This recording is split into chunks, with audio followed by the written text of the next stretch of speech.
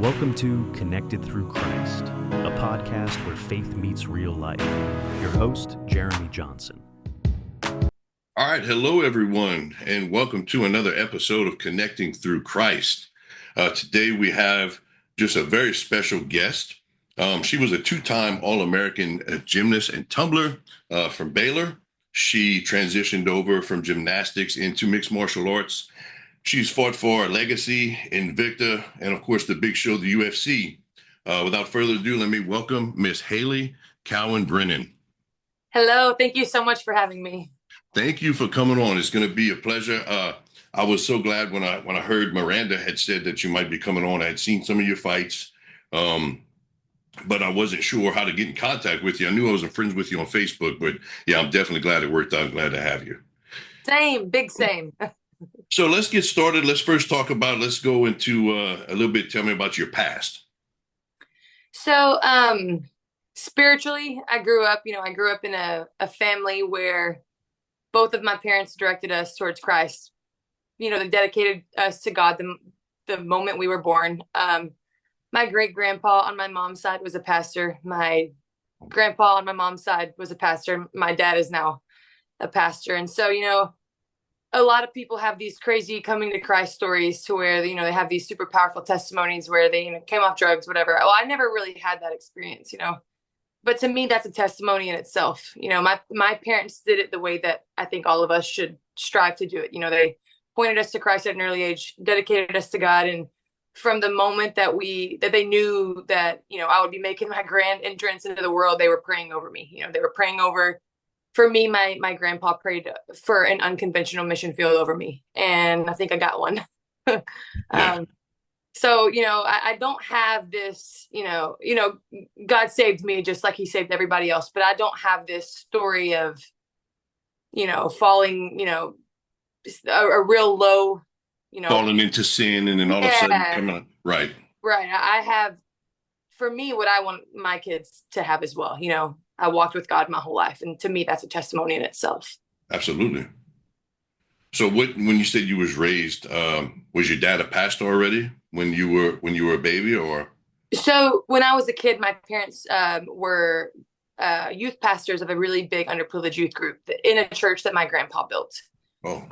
So I grew up, around church constantly. We were church church on Sundays, church on Wednesdays. My mom worked at the church, so I was at the church all week up until I went to school. So yeah, I got to grow up and watch my parents. I got to see Jesus in the flesh through my parents and through my grandparents. And so they did such a good job of showing me how to be and, showing me how to treat people that I hope that I'm doing as good of a job as they've done. So. That's awesome. Do you remember any times, like as a kid when you were growing up, anything sticks out to you that made you really feel comfortable with that lifestyle or made you feel, I guess, good about living that way, positive? So my grandpa, my mom's dad, was definitely the patriarch of our family. In a way, he almost adopted my dad when they got married as his father. He was. When you met him, he has Jesus, or he passed away. He had Jesus all over him. Like there's no other way whether you knew God, whether you believed in God, whether you were Christian, atheist, agnostic, when you met him, you had questions. Like there was just something very powerful about him. Before he died, I believe, built over 300 churches, something around that number.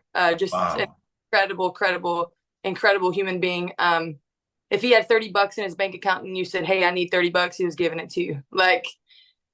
So he was in Waco as well.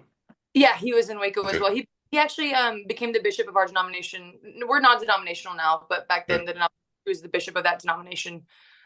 Just huge heart for Christ, huge servant. He had a massive position in leadership and never, if you didn't know about it, you didn't know about it. He didn't. Yeah. He just was extremely humble, loved people, loyal to almost a fault, I would say. I don't know. I'm very, very proud to be his granddaughter. And so I think, for growing up, I thought, because this was how our family operated, this was very normal for me. It was normal. That's just how we functioned. And so I didn't really ever feel like, I don't know. I never had a moment where like, oh, this is really cool. It was just like, this is what we do. We give to people, we help people, and we love people. And I don't know. We had so much family growing up that weren't even like blood family, just through the church. So I feel really blessed to, have had parents who were so involved in the community and, be brought up that way. Yeah, it sounds like you had some strong mentorship for sure. For sure. You sound like definitely an awesome man. Just 300 churches. That's amazing. That's He's awesome. incredible. So did he build most of those churches overseas? Were they over here? Everywhere. Everywhere. Yep. So he actually, his dad was a bricklayer. So he started laying brick when he was 6 years old. So he was a man. I mean, like, big, strongest hands, big, strongest forearms you've ever seen. Like, he built things, and he loved people a lot. Like, I've never seen a man like this man. You could come home and, you've done something really bad at school that day, and you're scared. I was scared to tell him, didn't want him to know what I did. And as soon as I'd tell him, he'd grace and mercy. Everything was just so calm. Nothing ever got a big reaction.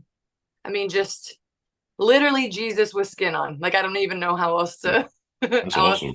Describe it.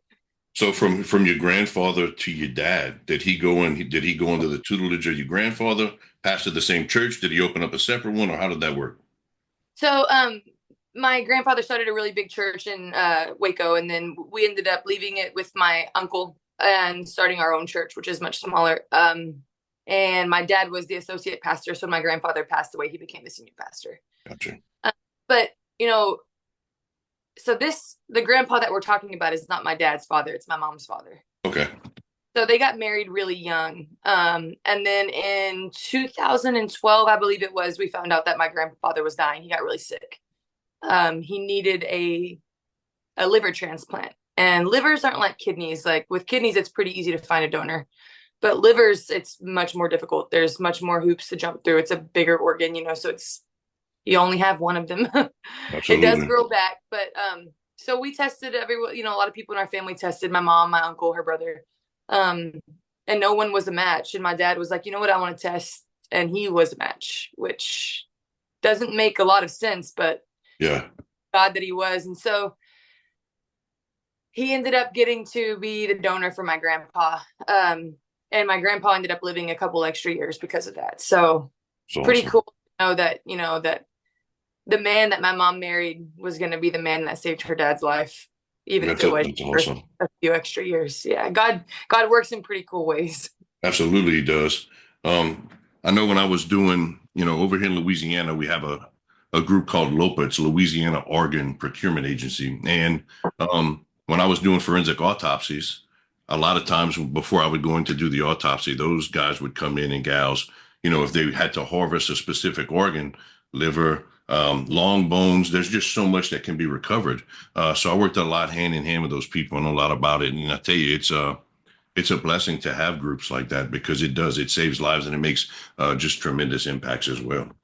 Absolutely. I was never an organ donor until that happened, and when it happens, when someone you love needs something to live, it kind of changes your perspective. It gives you a more personal perspective. And so I became an organ donor after that. I was like, you know what, if this saves someone's life, what am I I don't need them anymore at that point. So, so growing up, I know you was into the church, obviously your family and stuff. When you grew up and you found your way into college, did anything change from that perspective, or did you find a church somewhere else? Or no, so I actually went to college at Baylor, which was actually in my hometown. So I was I started leading praise and worship at my church when I was 15 years old. Still do that to this day. I guess that's 17 years of that. It's a long time.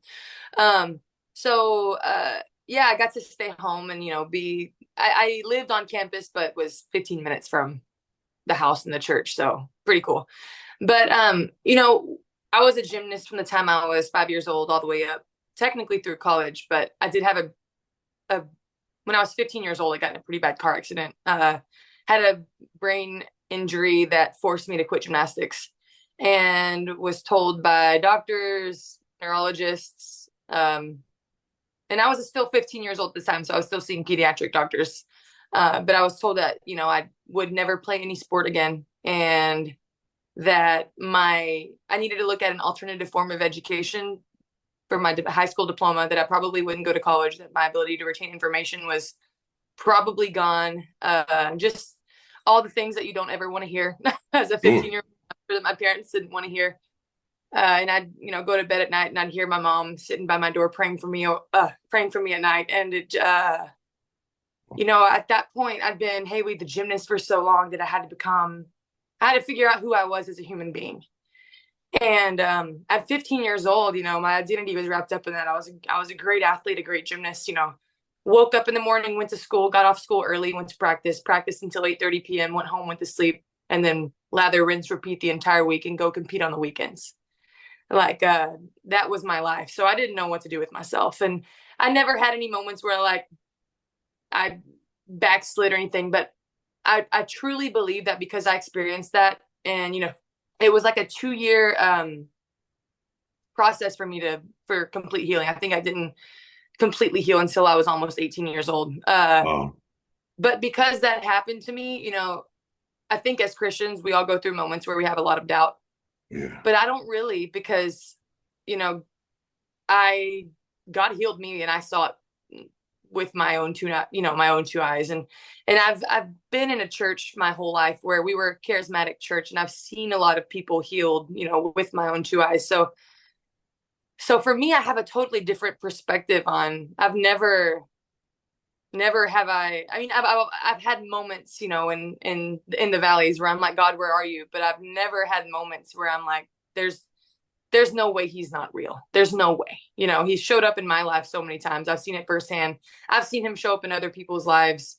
I have my own, I never fell into drugs or anything like that, but God's healed, he's physically healed me, in a way where doctors said this is not going to happen, and it did. So let me ask you something. When you had your head injury, did you have any speech impediment, memory issues, vertigo? So this is crazy. I had a physical therapist where I didn't lose the ability to walk or anything like that, but my equilibrium was awful. So couldn't walk down a balance beam, couldn't walk in a straight line. I was having to go to physical therapy to relearn how to, be correctly. And actually the physical therapist ended up becoming my mom's business partner later on when she started her own gymnastics facility. So again, God did his thing where he wove someone into our path that we needed. And she was the only one. So this is what's so crazy. So when all these doctors are telling me, and I'm 15 years old, you hear your mom say, hey, don't listen to them. But you hear what they're saying, when they're saying you're not going to be able to do this anymore, you're done. She was the only one that said, don't listen to them. She was a Christian, and she said, you know what? Well, that is a physician, but that's not the final physician. Let's see, let's get through this, and let's make our own path. And she said, I fully believe that God's gonna heal you. So let's do what we can and keep praying and see what happens. So.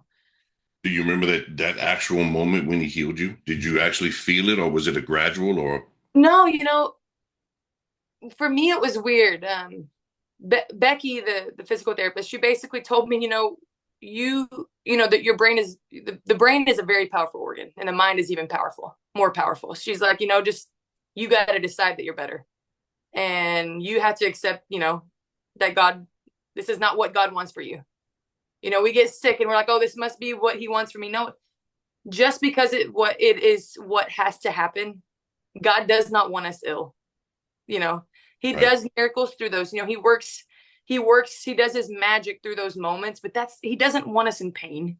He doesn't want us depressed. He doesn't want us miserable. And so it kind of took me deciding one day, I'm not going to stay here. This is not where I'm going to be. Yeah. I'm going to let God do his thing. I'm not going to stand in his way. And it wasn't really like an instant thing. It was like, I went for a long time without getting any better. And then all of a sudden I started to get better. Yeah. It's kind of what happened. Now, the reason I ask, so again, probably maybe about 4 years ago, I was involved in a head-on collision.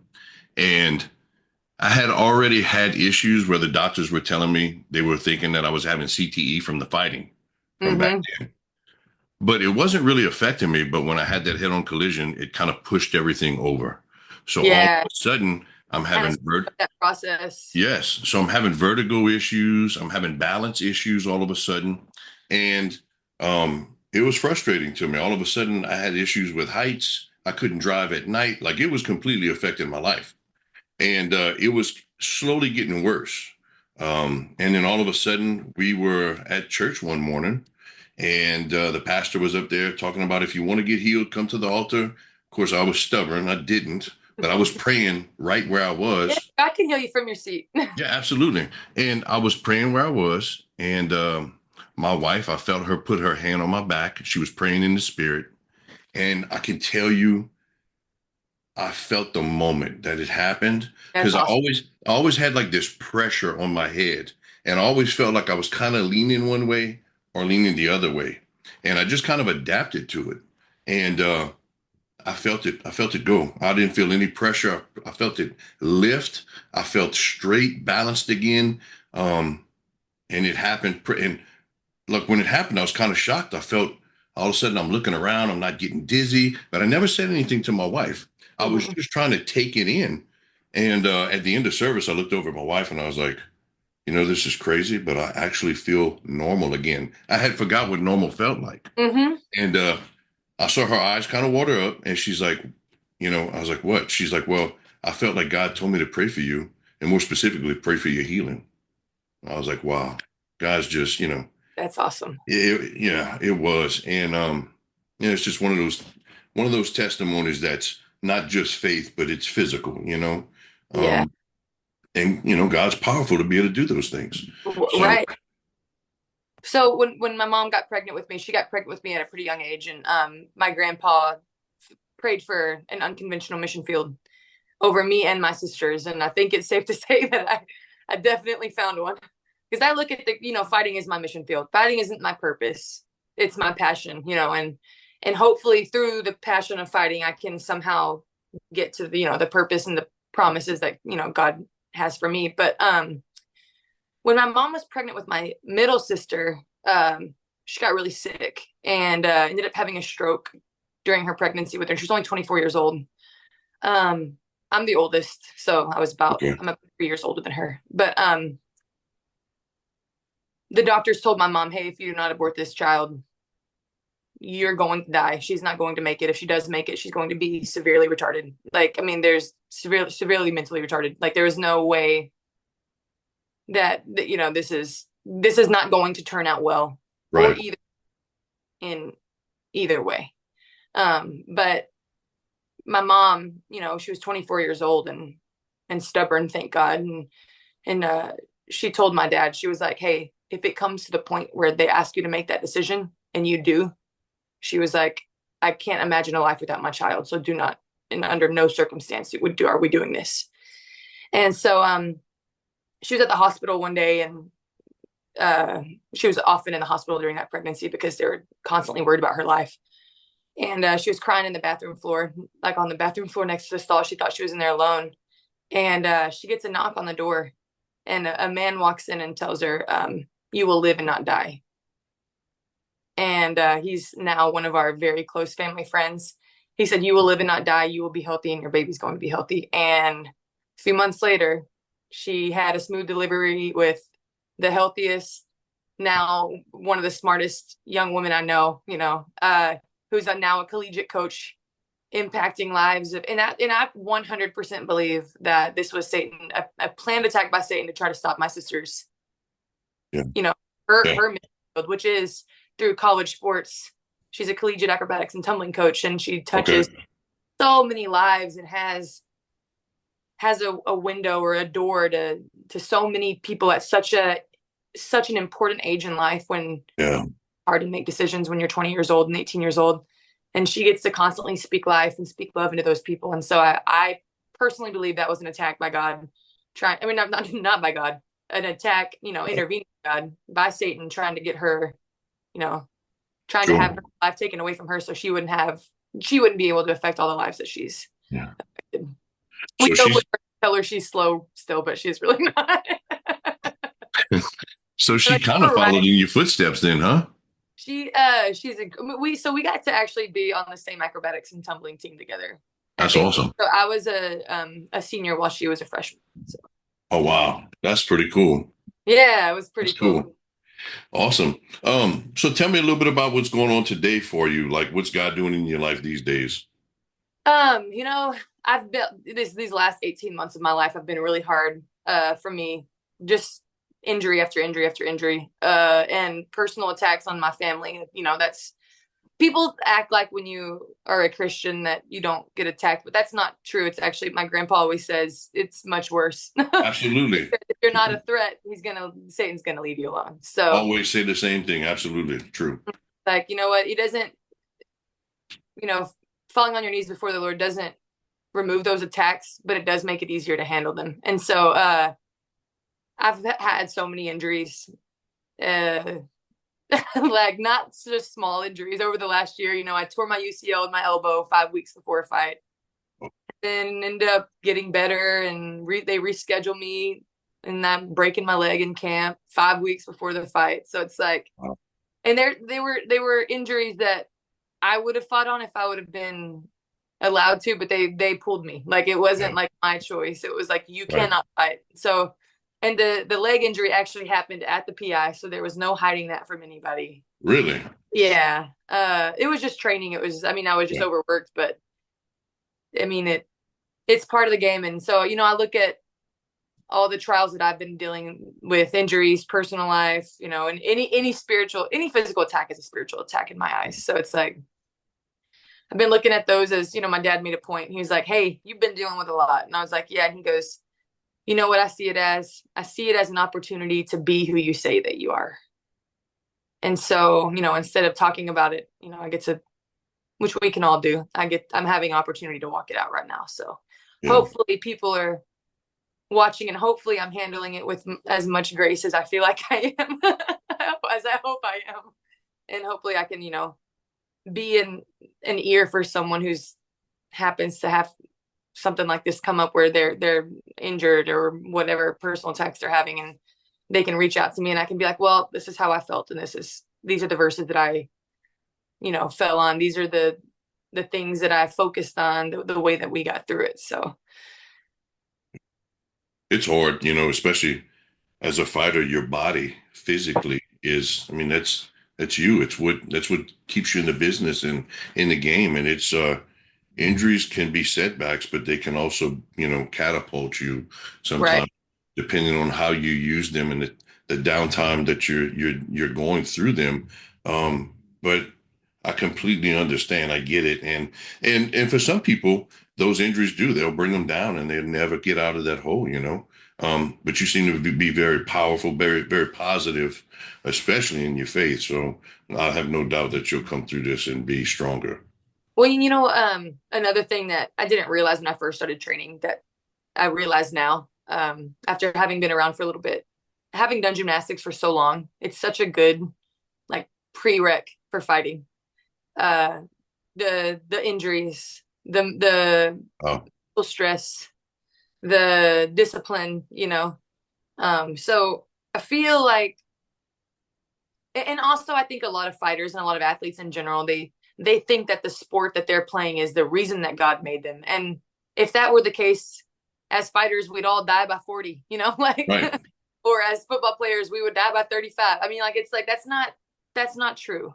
Does that mean that, that it wasn't God's plan for you to play your sport? Absolutely not. Of course, that was probably part of the plan, but that's not your purpose. And if you truly believe that fighting is your purpose, when you get injured, it's going to feel like it's the end of the world. That can't be your sole purpose in life, or you're not going to have a reason to live for very long. Yeah. My dad constantly, as a gymnast, I was a extreme perfectionist. We all are. As gymnasts, you have to be, you're shooting for perfect. And so I went from a sport that demanded perfection and then fell into a sport that perfect doesn't even almost exist. Right. Yeah. Everybody's always injured. Right. Yeah. So it's like, I don't know. It was the perfect prereq for fighting. And I think because I had such good parents that were like, hey, this is important to you, and being a competitor is important to it. I believe that, trying your best is important to God. I believe that Absolutely. and you're not trying your best and you're not training like you should be and you're goofing off, I don't think God's going to bless that. I think he blesses effort. I really do. And so I think it's very important to him.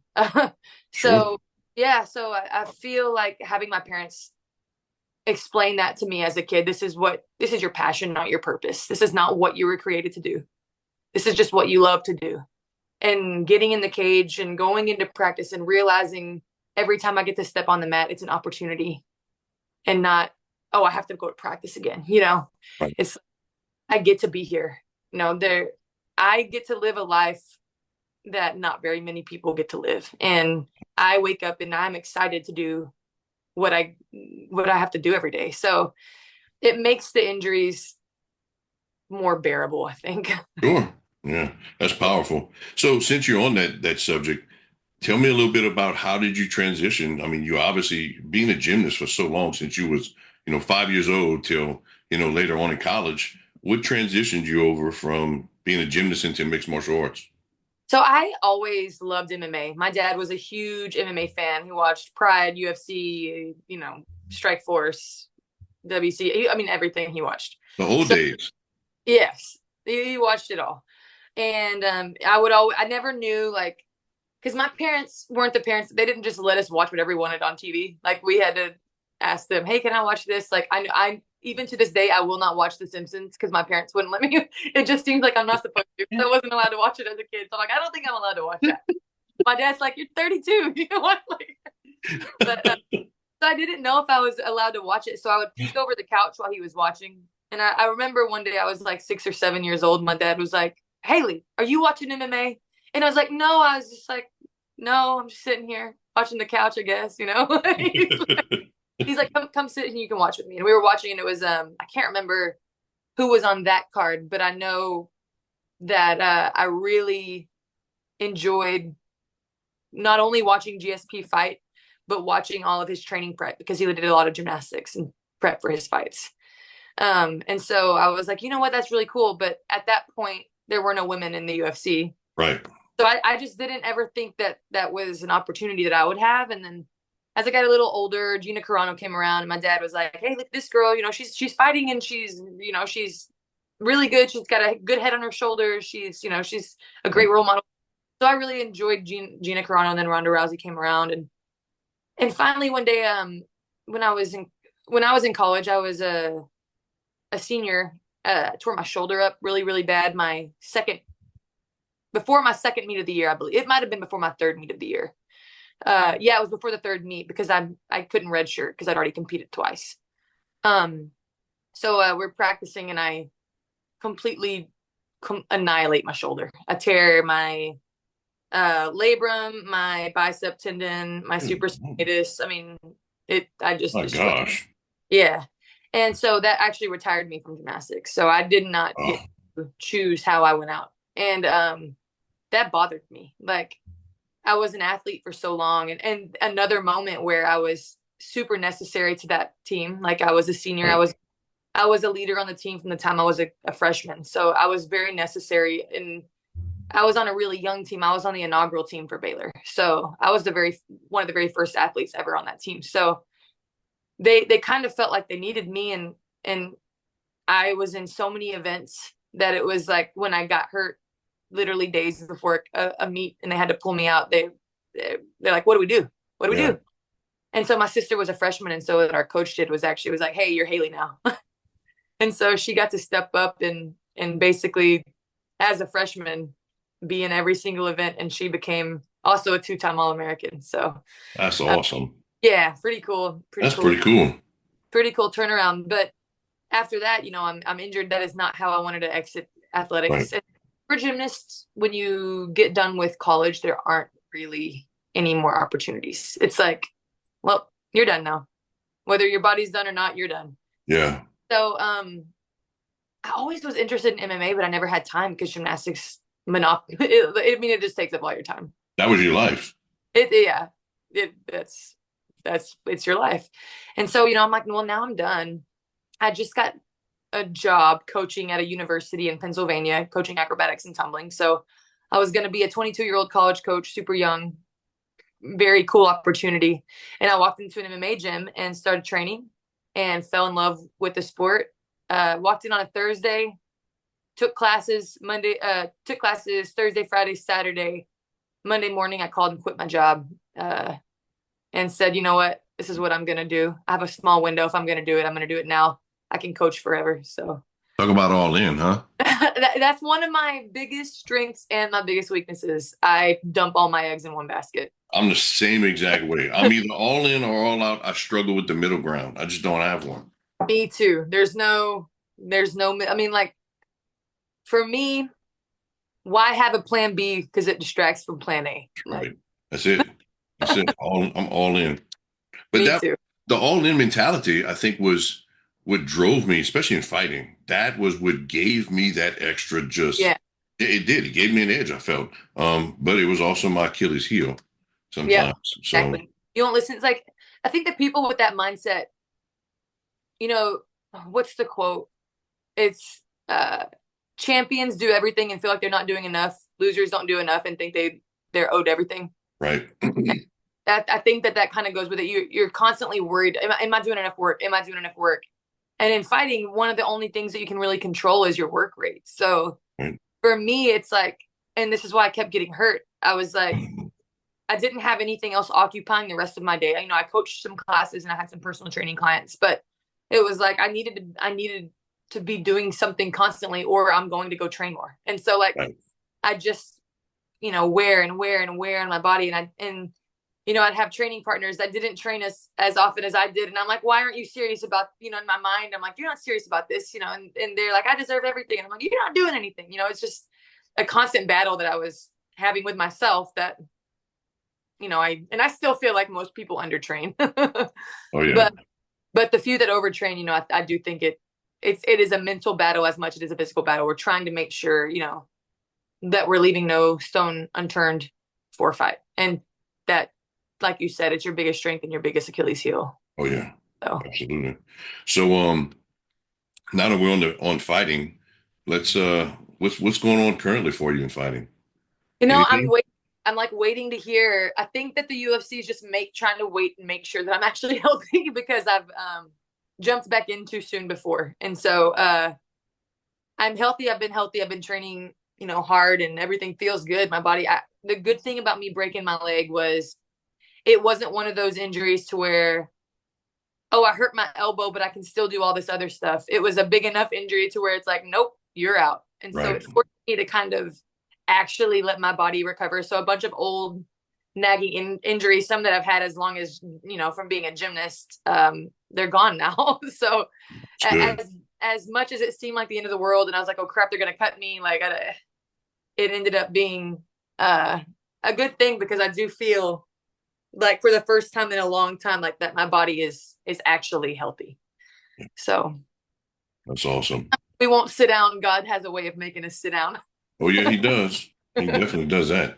Or he'll take it away somehow. He'll figure it out. Like, sit down, Hailey. So for me personally, especially back then too, when I first started going to church and really, because I was born Catholic, so I wasn't raised in the church. I was raised in a Catholic church. But when I first started going to a Baptist church, a non-denomination church, and learning more MMA, well, NHB back then, no holds barred, it was my life. Yeah. I felt like, to some degree, even though things were going downhill for that sport as a whole back then, because it was marketed wrong back then, and the UFC was still struggling. At the same time, for me personally, I felt like God kind of, because it was my life and it was number one, God just said no and pulled it and took it. He wanted to be number one. Yeah. And I was struggling with that because, fighting was my life. Yeah. So that's, like I said earlier, I think one of the best, my parents taught me, like I find myself every day thinking of a quote that my grandpa was like the king of quotes. So I'll be thinking of a quote that my grandpa had, or something my dad taught me, and constantly passion over purpose, or passion versus purpose. and passion versus purpose. This is not your purpose. This is your passion. And it just makes, like I said earlier, you know, when bad things happen, it just makes it a little bit easier to deal with. Hey, you're doing this because you love to do this. You know, you're not doing this because you have to. You're not doing this because God's will is not going to be done if you don't do this. He's going to figure out how to make it happen. That's what he does. He doesn't need you, you know? So it's almost, it takes a lot of weight off of your shoulders when you're able to look at it like that. And you're able to enjoy it a little bit more. You know, like I said, the gratitude and the opportunity of everything. You're able to look at it like that rather than I have to be here. No, I get to be here. Yeah, no, that makes sense. So tell me about like, I know you grew up in the church, and so it's a little bit different for you, but for people that are out there maybe struggling to want to turn to God, or maybe don't have as much faith, obviously, and stuff like Yeah. that, what's some advice you can give to people like that? Find someone. Well, everyone has a testimony, first of all, whether you think you do or not. Like, one of the hardest things for me is when people ask me my testimony, I'm like, well, mine is boring because this is what I've done my whole life. You know, my parents did. To me, it's the dream testimony. That means my parents did it right. You know, I hope that I do it right for my kids. But find someone, a mentor that can be a friend, but that is also going to put you in your place when you need it. Because even me, who grew up and I know right and wrong, I know what is right. I know what is wrong. You know, it's very clear to me. I'm going to pick the wrong thing to do sometimes. And I need someone to call me out on it. And so, Accountability. Yeah, accountability. So as a Christian, you need a mentor who not only is a friend, but someone that you respect enough to be like, because I've got friends that are going to tell, you know, they're going to call me out and I'm going to be like, who are you? Like, who are you to talk to me? You know, but then I've got other friends who call me out and I'm like, they love me and they wouldn't have brought that up if it wasn't a problem. Right. And so that, you know, you need somebody like that, somebody that you respect enough. Okay. That they're telling me this because they love me. And I don't know, it's with this generation and this group of people, you know, there's like super far bad. Like there's so much badness. There's just so much evil and wickedness in the world, and it's really evident, and then no one's hiding it. It's just Right. blatant. It's blatant. Absolutely. And I really do feel like there's a big like cry out to God right now. And I like from people who don't realize that that's what's going on in their hearts. You know, like to me, when people say things like, you know, I don't know why I'm here, I need something. I'm like, that is the first step, the first open door to being able to witness to someone. Because if you're talking to someone and they're atheists and they're blatantly, I do not believe in God, there's no conversation to be had yet. Like, you can't have that conversation yet. God has to change their heart first. And, you know, I'm not going to I'm not going to be able to pick up a Bible and beat them in the head with it. And then all of a sudden they're like, okay, you know, True. God, you know, God has to change their heart even before I can have, you know, a conversation, because it's not going to get anywhere. They have already denied it.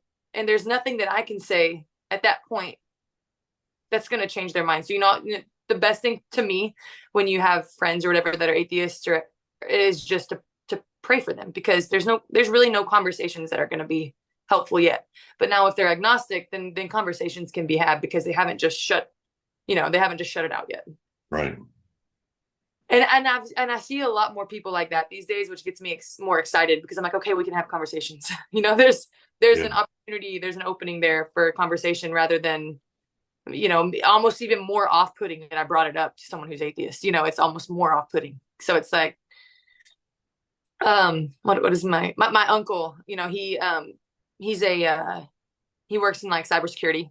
He's a super techie, smart guy that I don't even remotely understand what he does. But he had a buddy who I can't remember if he was Muslim, or was he might have been Buddhist. I don't know, different religion. But he never pushed Jesus ever. He would just go to lunch with him, be kind to him in the office, talk to him, be his friend. And they ended up, I can't remember if my uncle left or he left the company, but they ended up working somewhere else. And a couple of years later, he called my uncle and he goes, hey, Stevie, I just wanted you to know that I gave my life to Christ because of you. And he was like, what? Like, what did I do? He goes, you didn't do anything. You just showed me who Jesus is, you know? And That's powerful. so for me, like maybe hitting someone in the head with the Bible might work now and then, but Right. for most time, all you can do is be genuinely kind to people and genuinely care about them. And if a conversation comes up, great, but don't force it, because I think a lot of times that's really off-putting to people, Yeah. It can so be. there's a way to share your testimony and kind of weasel in, Jesus and through there, and kind of see the response and see how it goes from there. But I mean, some of the most powerful stories I've heard have been like that one, like my uncle, like, hey, you didn't say anything. You just showed me what it looks like to be Jesus. And Just living by example. yeah, just an example. That's awesome. And it's true, you kind of said it earlier, but it seems like these days we have in the world, evil is portrayed as good things now. Yet Mm-hmm. the good things are portrayed as just evil, and It's it's so really chaotic, sad. so confusing. Yeah. And so for us, it's confused. So think about it. I mean, we understand, we have a relationship with God. We're in a good spot spiritually, and we understand it, and it's confusing. So imagine the people who aren't there, how confusing it is. And I don't mean it's confusing. Like, there are certain things that are very not confusing, but I mean, it's Right. confusing that the world has gotten here. Like, it's like, Right. how did it happen? Like, Yeah. Yeah. And so, so especially in this country of all country, it's really it's shocking. I seen a video the other day. I've never really been too much on social media other than Facebook recently because of this. I've gotten on TikTok and Instagram and so on. But I was on TikTok the other day, and they had a guy who was going on just roadsides, just talking to people on sidewalks, and he was like, hey, do you want to hear about Jesus? Or do you know Jesus? Do you believe in Jesus? And it was really sad to watch because 90% of the people would shun him and be like, I don't want to talk about this, or get really angry towards him, but just asking simple questions. And it's just like, it's really sad. I was talking to my dad the other day, like, when I was young, when I was a kid, even, and I'm not that old, but even like the kids that didn't go to church, they knew the Bible stories. Right. They knew about Noah and the ark. They knew about Joseph and the coat of many colors. I mean, they knew the stories, and now they don't. It's like, Yeah. we almost wiped it out. I mean, like, everyone knew, but I mean, they just, maybe there were programs on TV, or they were able to talk about it in class at school. Then, but or even if you weren't a Christian family, your kids went to Sunday school. Like, it's like they knew about it, and now, like, they really don't know. It's like, it's very scary. It is. And I'll tell you, so, I'm over here in South Louisiana. And if we take a trip back in time into the 1980s, Mhm. over here in the area where I live, actual satanic rituals and the occult were pretty much taken over around here.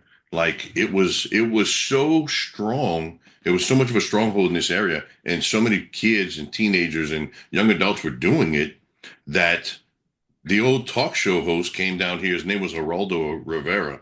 Geraldo came over here and did a talk show because it was so prevalent in this area. And that's straight satanic worship. And it's just, and believe me, it's not like it's gotten better. I mean, it's not as blatant over here, but it's everywhere. Oh yeah, it is. And so now think about it. I mean, those people that were involved in that have now had children, Right. and teach them about God. So that's what we're kind of seeing, the product of the environment that Yeah. helped create by not stopping it, almost. Yeah. Like, And then, we go just ahead. cultivated a really cookie cutter version of Christianity. Oh, yeah. Yeah. Just yeah. We have a lot of churches that are like watered down their doctrine. You know, Yeah. they don't want to preach the whole truth anymore. It's a lot of love without conviction or judgment, or, Jesus loves you, don't worry about it. Like, that's just a license to sin. Yeah, Like it's like, grace. there's no law. There's like no, it's like, I don't know. And I get it, like, but part of growing as a person is being offended. You have to be offended. I mean, shame, a small amount of shame, that's a good thing.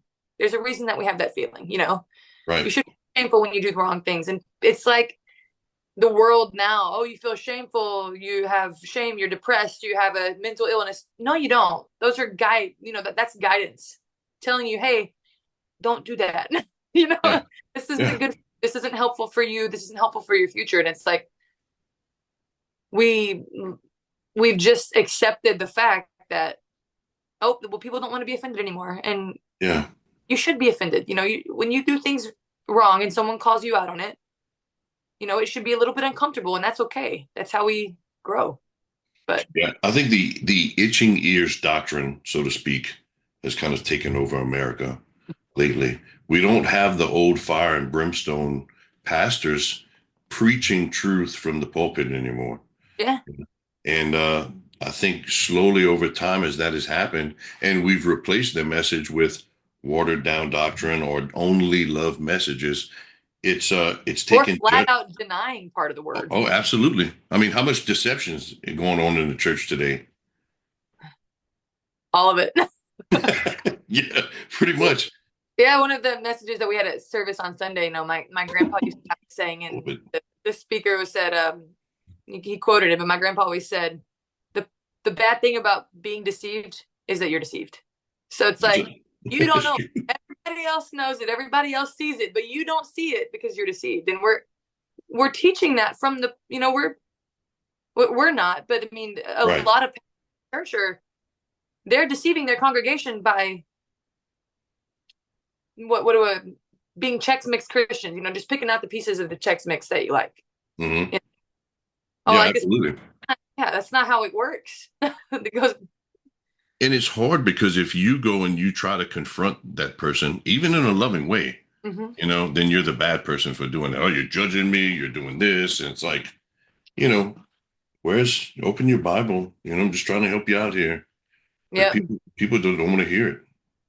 Nope. And hopefully, I do think a lot of people are waking up. Yeah. And so hopefully there's more of that. And there's, a great awakening where mass amounts of people come to Christ. And I feel like we're there. I really do feel like so many people they're looking for something. They're just, Revival. yeah, it used to be everywhere. People used to proudly talk about their faith. And now it's like, it's just not. So now if you're looking for it, it's harder to find. Like, Right. No, it is. And there's so many more windows to sin now than there used to be too. So it's like, That's a good point. Yeah, it used to be harder to fall back into it. Now it's so easy. So if you don't have a good mentor, if you don't have a good family, if you don't have a good support system, it's not easy to stay on the path. It's unfortunate, but in these days, sin is almost celebrated. It is. It absolutely is. And that's very unfortunate because, again, evil looking good, that's one of those things. And, in seminary this past semester, I went through one of the college courses, theology of prayer. I was never a big prayer person, but I found that not just myself, but a lot of people don't use prayer as a weapon, so to speak, as an offense to try and, pray against these things or to help with these things. God's powerful, prayer's powerful, and taking the step to pray for those types of things, people don't even do it. They wait till the last minute when they get in a situation of, well, just all we can do is pray now. Pray beforehand, not wait until that point. Yeah.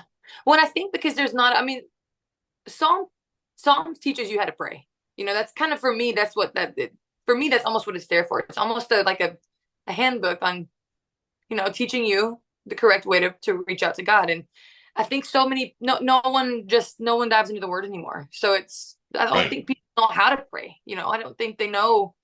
It almost feels awkward. Like, it's like, what am I supposed to say? Like, well, we've been given the perfect guide, It's true. If you open it up, we have the perfect guide on what to pray, what to say. And God is I feel like a lot of times when we pray, there's a lot of prayer where David's praying and he is praying for things that almost seem like he shouldn't be praying for, like bad things to fall on wicked people, and it's like, you're allowed to pray to God however you need to. And it's like, people don't have, and if you read Psalms, it's different. They're all so different. True. He's differently in all of them. So it's like, I don't think people know how to pray. I don't think people know what to say. I think they feel awkward. I think It's true.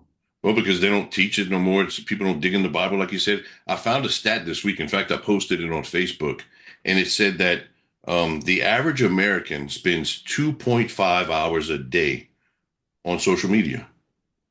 But that same person the average American spends 2 hours a week reading their Bible, and that's only 11% of Americans. I was gonna say, I bet that's not even, Yeah, and that's only 11%. Sunday. They're probably Absolutely. Absolutely. So, I mean, you have people that'll sit here and be, I don't have time for God, but they're social media all day, entertaining it. It's sad.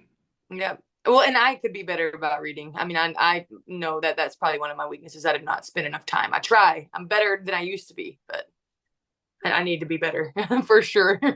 Well, we all have things that we can improve on. Yeah, especially hearing that stat. I'm like, I'm not on social media over 2 hours a day, but I could definitely swap some of that time, I know people that are on social media probably 5 or 6 hours a day. Seriously. Yeah. Yeah. It's that bad. Huh? I said, get a job. Really, right? It's like we live life, they live Facebook. Yeah, that's true. That's pretty much what it comes down to. So, yeah. Well, there's so much, just, I wouldn't even call it false information. There's so many lies out there that you're not getting truth from, you're not getting no truth from, but again, that makes sense. If Satan's using that as a distraction, of course, that's right. The truth is dangerous, and it matters. It's like, it doesn't matter anymore, but it matters. Yes, it does. I heard somebody say the other day, if Satan can't deceive you, he'll distract you. Yeah, that's true. Yep. And for this day and age, that's true. Everybody's distracted with social media and everything else going on in the fast lane. Yep, that's very true. And that's one of those, like we were talking about earlier, there's so many windows to sin. I feel like social media is just a massive one. Oh, absolutely. And the youth group that my mom used to be over, the big at-risk youth group, they did a skit, and it was like Jesus was trying to get into the person's house, but he could only get into the rooms that he had the keys to. And, at first she would just let him in the living room. You can go in the living room, but don't go in the kitchen, don't go upstairs, don't go into these rooms. And slowly she would let him into bigger parts of the room, but Satan kept coming into the house. I mean, bigger parts of the house, but Satan would keep coming into the house. And finally she had this one room that she wouldn't let Jesus in. And it was, where she's hiding all of her sin or whatever. And finally, it's at the end of the skit, she ends up giving Jesus the key to that room too, and Satan can't come in the house anymore. And so it was like, it's kind of like social media, it's like that. We're okay, Jesus, you can have this part of my life, but I need Facebook, right. But I need. Okay, well, that's such a big window. That's such a big door for the enemy to creep through, especially if you don't already have a strong, faith-based. Yeah, if you don't have a strong foundation. So. Yeah, absolutely. Yeah. Today's world, Weird times, man. It is. It definitely is. Well, listen, I appreciate you so much for coming on, Hailey. I really do. Yeah. Very, very powerful, very positive testimony. And, it's a breath of fresh air, really, to hear something so different, because as Christians, I know we try to raise our kids correctly, and we hope that these things, like you spoke about, come to pass. We don't necessarily want our kids, our family, going through a sinful life and a sinful future. And we want to stick to the foundations and principles of the Bible. And in this day and age, it's tough to raise a family in doing that. Yeah. And my parents were super young when they had me. So I'm sure they had opportunities not to do that, and they did it anyway. So. Yeah. Well, thanks again for having you. We're going to be shutting it down for today, but we appreciate y'all tuning in. Make sure you follow us on Facebook, on Instagram, on TikTok, and as well as on YouTube. And stay tuned, because we have some upcoming guests that you don't want to miss. Thank you. Thanks for listening to Connecting Through Christ. Be sure to like, subscribe, and hit the notification bell so you never miss an episode. Share your thoughts in the comments. We'd love to hear from you. Stay blessed and keep growing in Christ. See you next time.